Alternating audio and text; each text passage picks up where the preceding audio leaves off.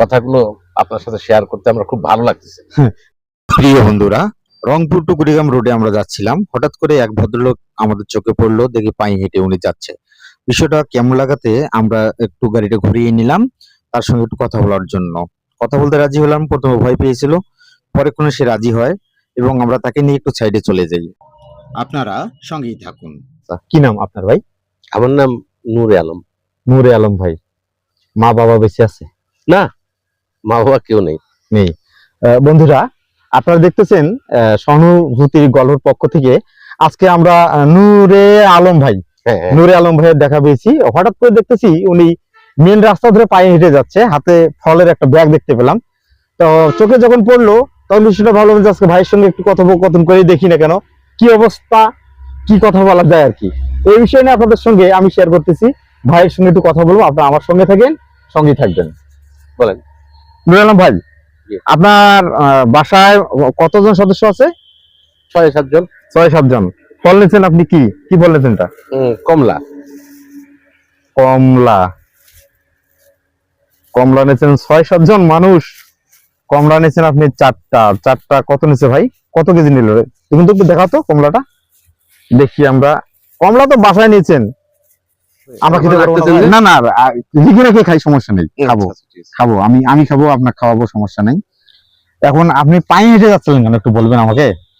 সমস্যার কারণে আমি কিছু দূর হাঁটতেছি আর কি, তাতে আমার হয়তো শরীরের উপকার হবে। জি। আর অনেকটা কিছুটা হলে সাশ্রয় হবে। এই 4টা ফল, এই 4টা ফল আপনার কি হতো? ভাগাভাগি করে খেতাম। আপনারা কি একসঙ্গে খান? একসঙ্গে খাবেন না আলাদা খান ভাই? আলাদা আলাদা খাইলেও আমরা সবাই একসঙ্গেই থাকি আর কি, বসবাস করি, মিল মহব্বতের সাথে আছি। না, তা তো বটেই, তা তো বটেই। মানে আলাদা ভাবে খেলেও তো একসঙ্গে মানুষ থাকে। হ্যাঁ, এটা খুবই ভালো। হ্যাঁ। মানে আপনাকে তো আমি ভাবছিলাম যে আপনি কোনো চাকরি টাকরি কিংবা কোনো ব্যবসা বাণিজ্য করেন কি। তো অনেকে এটা ভাবে, ভাবাটাও ঠিক, কিন্তু এই বর্তমানে নাই, বর্তমানে ছিল।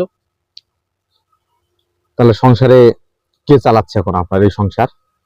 আমার সংসার আমাকেই চালাতে হয়। আমি তো আপনার কমলা খেয়ে ফেলছি। আর একটা খান? না, খাবো, এইগুলা সবগুলোই খাবো। আচ্ছা, কিন্তু আমার একটা আবদার আছে ভাই। বলেন। আপনার এই কমলাগুলো আমি খাবো, আমি কিছু ফল দেবো, যে ফলগুলো নিয়ে আজকের দিনের জন্য আপনি বাসায় গিয়ে সবাই মিলে বসে খাবেন। না না, দিতে হবে না।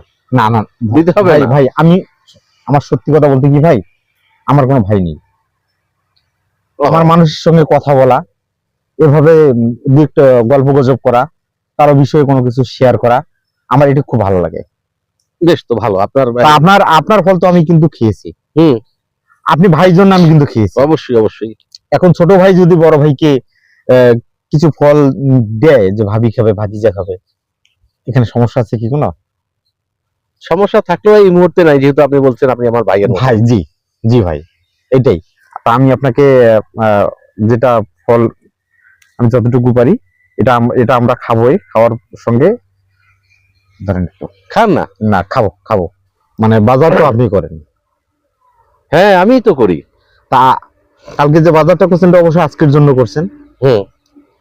কি তরকারি রান্না হবে? ডাল, ভাজি, ভাত, ভর্তা। ডাল, ভাজি, ভাত, ভর্তা, এদিকে যথেষ্ট। আপনার এই জীবনের প্রতি, আপনার এই মনের প্রতি, এই এই মানুষগুলোর প্রতি আপনার কোনো ধিক্কার, হিংসা, নিন্দা, বিদ্বেষ কোনো কিছু নেই? না না, মানুষগুলোর প্রতি আমার তেমন ধিক্কার নিন্দা নাই। আমি শুধু আমার কথা না, আমার মনে হয় যে আমার মতো ভুল, অর্থাৎ জীবন চলার পথে কেউ যদি অঙ্কে যোগ বিয়োগে ভুল করে, তাহলে হয়তো ওই কথাটাই আসবে, একটুখানি ভুলের তরে অনেক বিপদ ঘটে। জি। ভুল করেছে যারা সবাই ভুক্তভোগী বটে। সঞ্চয় করলে হয়তো আমার মতো এই বয়সে এসে ভবিষ্যৎটাকে অনিশ্চয়তার মধ্য দিয়ে ভাবতে হতো না। যখন চাচা মা, মানে আপনার বাবা যখন বেঁচে ছিল, মাও তো অতিবাহিত হয়ে গেছে, বাবা মা যখন বাবা মার আন্ডার আপনি খেয়েছিলেন, তখন আপনার চলাফেরার তখনকার অবস্থান কেমন ছিল, আর এখন আপনি কেমন আছেন যদি একটু বলতেন আর কি। সে সময়ের কথা বাদ দেন, কারণ ঘটনা হচ্ছে যে আমার বাবা যখন ছিল আমাদের তো তখন অনেক কিছুই ছিল, রাজকীয় ভাবে চলতাম। ওই যে বললাম, জীবন চলার পথে যোগ বিয়োগে ভুল করেছি, ভেবেছিলাম ঠিক জীবনটা এইভাবেই চলবে, কিন্তু না। ভাই বোন আপনারা কয়জন? আমরা 2 ভাই 2 বোন। আপনি কি সবার বড়? আমি সবার বড়। আপনার বাবা মারা যাওয়ার পরে ওই যখন আপনার বাবা মারা যায় তখন আপনার ভাই বোনরা কত বড় বড় তারা? ছোট ছোট। আপনি সবার বড় ছিলেন? হ্যাঁ, আমি সবার বড় ছিলাম। তো ওদেরকে মানুষ কি আপনি করছেন? যতদূর সম্ভব চেষ্টা করেছিলাম। না, আপনার বাবা মারা যাওয়ার পর থেকে ভাই যেটা বলতে হচ্ছে আর কি, হ্যাঁ, বাবা মারা যাওয়ার পর বড় ভাইয়ের উপরে কিন্তু অনেক কিছু হারাপনা পড়ে যায়। অবশ্যই অবশ্যই পড়ে। সেদিক থেকে সংসারে ঘানি টানতে কিন্তু, যদিও কথাটা বন্ধুরা, যদিও কথাটা আমার বলাটা উচিত নয়, সংসারের যতগুলো বড় ভাই আছে প্রত্যেকটা বড় ভাই কিন্তু মানে কিরকম বিষয়টা, মানে ওই তার ঘানি টানতে মানে জীবনের অর্ধেকটা কিন্তু চলে যায়। আর কোনো কোনো বড় ভাই মানে সেখান থেকে জেরো, আবার অনেক বড় ভাই আছে ভাই যে কথা বলে যোগ বিয়োগে যদি ঠিকঠাক রাখে তাহলে হের হয়ে থাকতে পারে। কিন্তু আমি বলতেছি, যদি আমার মতো ভুল করে, এমন সমাজে অসংখ্য মানুষ আছে, অসংখ্য মানুষ আছে ছেলে মেয়েদেরকে সুন্দরভাবে লেখাপড়া শেখার করার পরে ডাক্তার ইঞ্জিনিয়ার তৈরি করার পরেও না, আমি লক্ষ্য করেছি রাস্তায় ভিক্ষাবৃত্তি করে অথবা বৃদ্ধাশ্রমে যায়। ঠিক বলছেন আপনি, তাই না? কথাগুলো আপনার সাথে শেয়ার করতে আমার খুব ভালো লাগতেছে। না ভালো লাগার জন্য, আপনার জন্য ভালো লাগে, আপনার কথাগুলো, আপনার কষ্টের কথাগুলো আমি সহযোগিতা করতে না পারি, আমার সঙ্গে শেয়ার করলে অন্তত একটু আপনার ভালো লাগবে। এই কিছুক্ষণের ভালো লাগাটাই কিন্তু আমি চাই ভাই, আর কিছু কিন্তু চাই না। আরেকটি বিষয় ভাই যদি আমি আপনাকে বলি, বলেন।